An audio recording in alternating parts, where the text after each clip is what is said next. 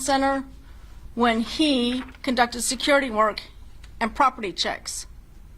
This necessitated further investigation into his secondary employment activities, to include covert surveillance, in an effort to verify whether he was actually working at these jobs as he was being paid for.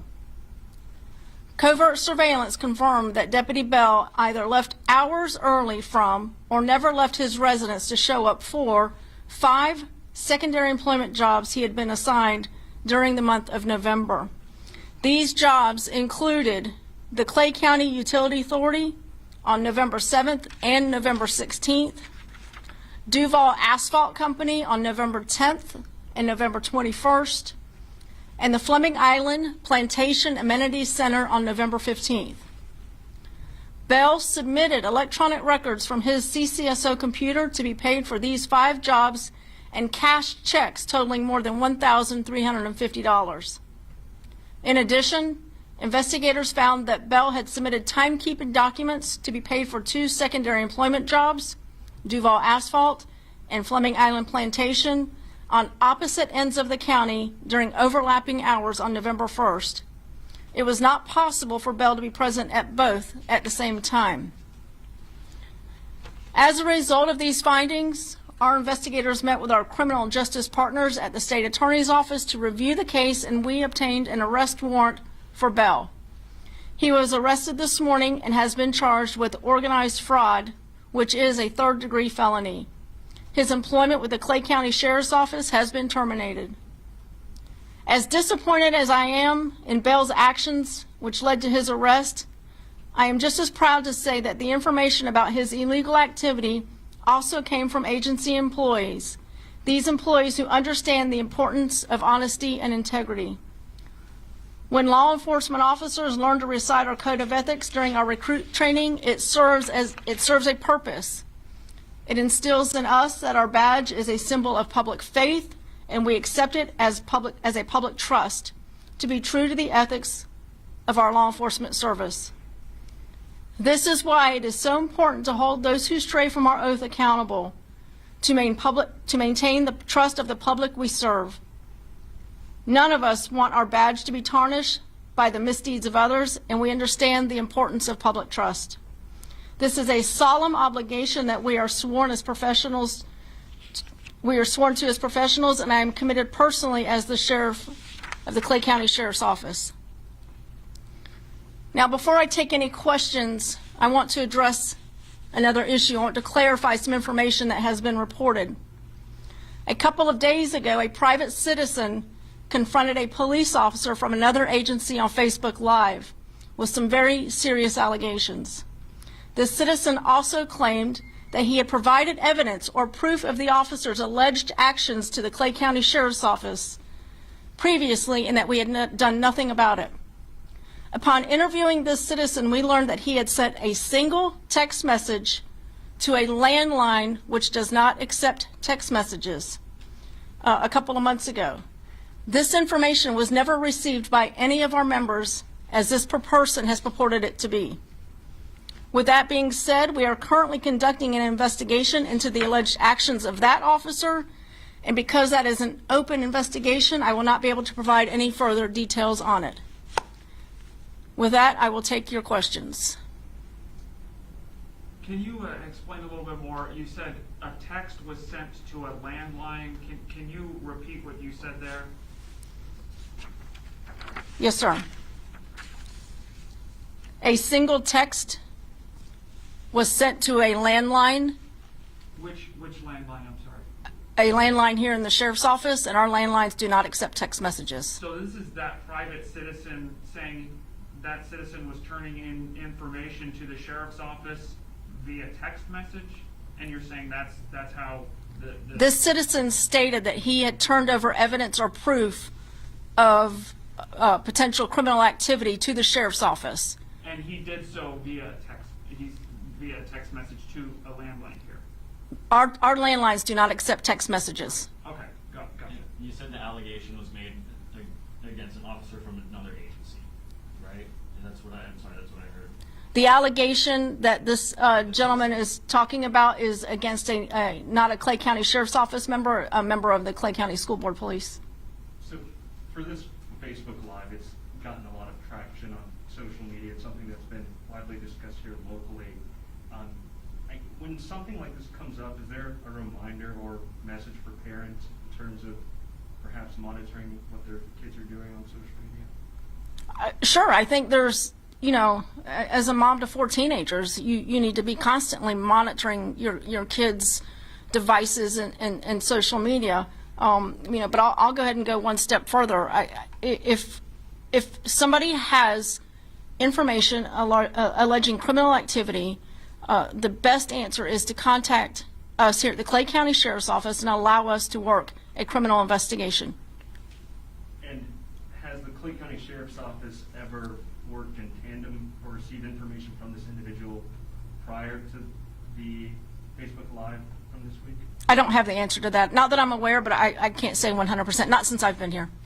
With regards to the Mr. Bell case, can you speak at all as to, is there any oversight or will there be any oversight to, I guess, make sure that the work that is said is being done is being done?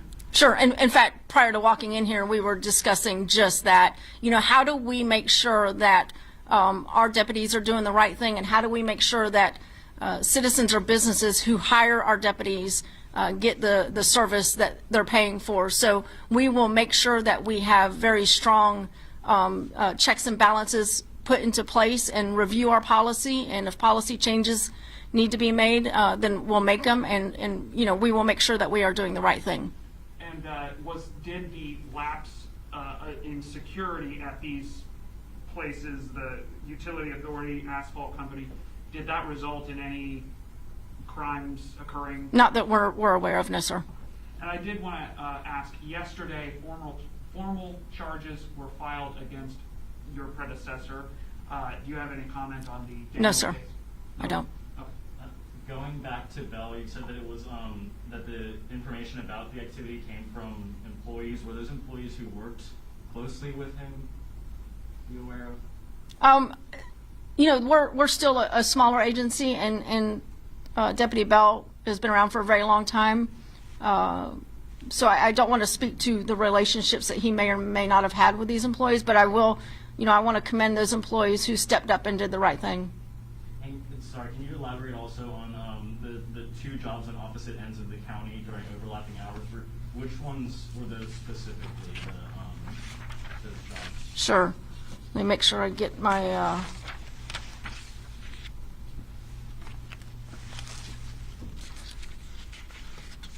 So the 2 jobs at opposite ends of the county were, well, when I say very far away from each other, Duval Asphalt and Fleming Island Plantation Amenities Center. Okay, so that was okay. Was it the 10th or the 21st?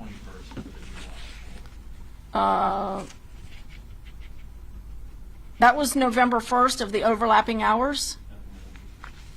In terms of the investigation into the officer from another agency, has your office met with the individual who recorded that Facebook Live, and can you say whether you believe the allegations to be credible? We are very early in that investigation. I'm just not going to speak to it at this point. We are plugged in. Our detectives are plugged in, but I'm not going to say anything further at this point on that. We want to make sure we keep the. We want to make sure we do a solid investigation, and I don't want to speak to anything that may put that in jeopardy. But have you met with the person who recorded? I personally have not. No, sir. Has your office? Yes, sir. Can you speak a little bit more to the charge, organized fraud? What does that take? Sure. I'm gonna let Under Sheriff Lenvey speak to that. He's been overseeing this since the beginning. The organized fraud is a scheme to defraud where time records were sent electronically from a series of coordinated activity to get that financial gain in the end. So you had 5 different off-duty assignments during the month of November.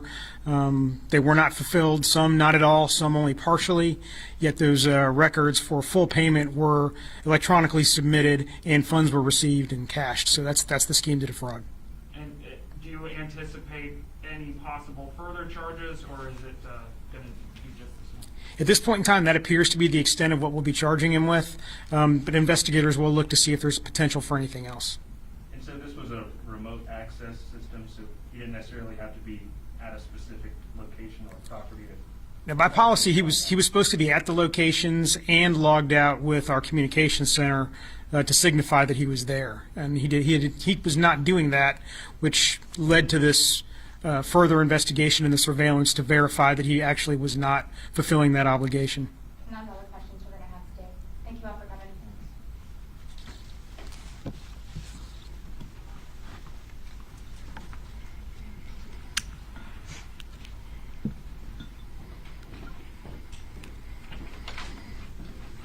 Bell's last name is that B-E-L-L. or- B-E-L-L. Okay, perfect. Can I just want to make sure that I'm getting, because there's a lot of dates and names.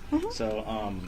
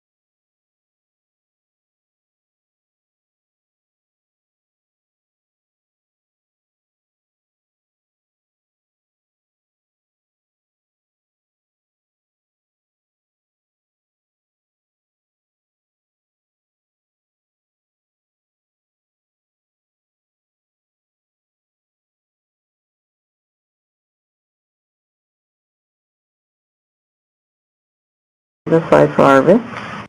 The known risks of the vaccine include local and systemic adverse reactions. In all age groups, these were generally mild to moderate and more frequent following dose 2 than following dose 1. In adults over 55 years of age, they were less frequent and less severe compared to the younger adult age group. Severe adverse events that were possibly related to the vaccination included the shoulder injury that we attributed to vaccine administration or to the vaccine itself, and lymphadenopathy that was thought to be temporally associated and biologically plausible. There are no specific safety concerns identified in analyses of subgroups described or by prior SARS-CoV-2